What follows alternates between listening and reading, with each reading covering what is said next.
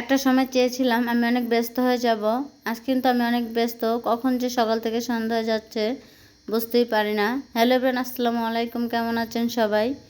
এই ভিডিও যদি একটু ভালো লেগে থাকে তাহলে প্লিজ সবাই লাইক দিয়ে কমেন্ট দিয়ে আমার পাশে থাকবেন। প্রথমে একটা কথা বলেছিলাম, আসলে আমি এখন অনেক ব্যস্ত, কারণ সারাদিন পেজে কাজ করতে হয়, সংসার সামলে বাচ্চা সামলে অনেক ভিডিওতে সময় দিতে হয়। কীভাবে যে সকাল থেকে সন্ধ্যা হয়ে যায় টেরই পাই না। আবার হচ্ছে এখন শীতকাল, এত দ্রুত সময় চলে যায়। তো আমি আজকে সকালে ঘুম থেকে উঠে বাচ্চাদের স্কুল মাদ্রাসায় দিয়ে এসে আগে রান্নাঘরটা ক্লিন করে নিয়েছি। তো আমি একটা স্প্রে বানিয়ে নিয়েছি, স্প্রেটা দিয়ে স্প্রে করে তারপরে রুমাল দিয়ে পরিষ্কার করে নিলাম। দেখেন কত ক্লিন হয়েছে। তো মহিলাদের হচ্ছে রান্নাঘরে 24 ঘন্টা থাকতে হয়।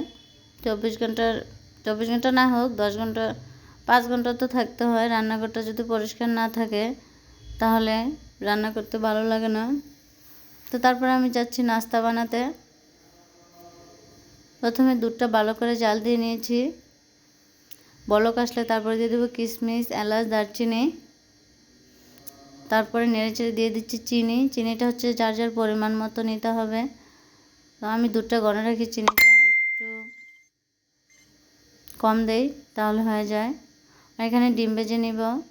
তো আজকে হচ্ছে নাস্তা খাবো আপনাদের ভাই আর আমি, বাচ্চারা তো সব স্কুলে আর ছেলে তো মাদ্রাসায়। তো দুধটা হচ্ছে ঠান্ডা করার জন্য আমি বাটিতে ঢেলে নিব।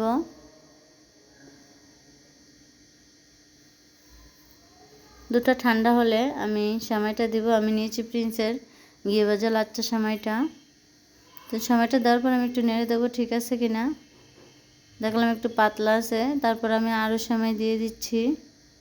বেশি ঘনও ভালো লাগে না, আবার বেশি পাতলা হলেও ভালো হয় না। তো দেখেন আমার দুধটার সেমাইটা একদম পারফেক্ট হয়েছে। তারপর আমি দিয়ে দেবো কিশমিশ। আর এখানে ডিমটা ভেজে নিয়েছি।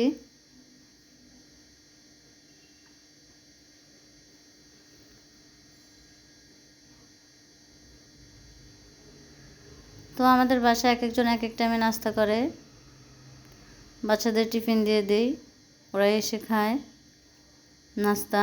আর এই টাইমে থাকে আপনার ভাই আর আমি, আপনাদের ভাই আর আমি এই টাইমে নাস্তা করি।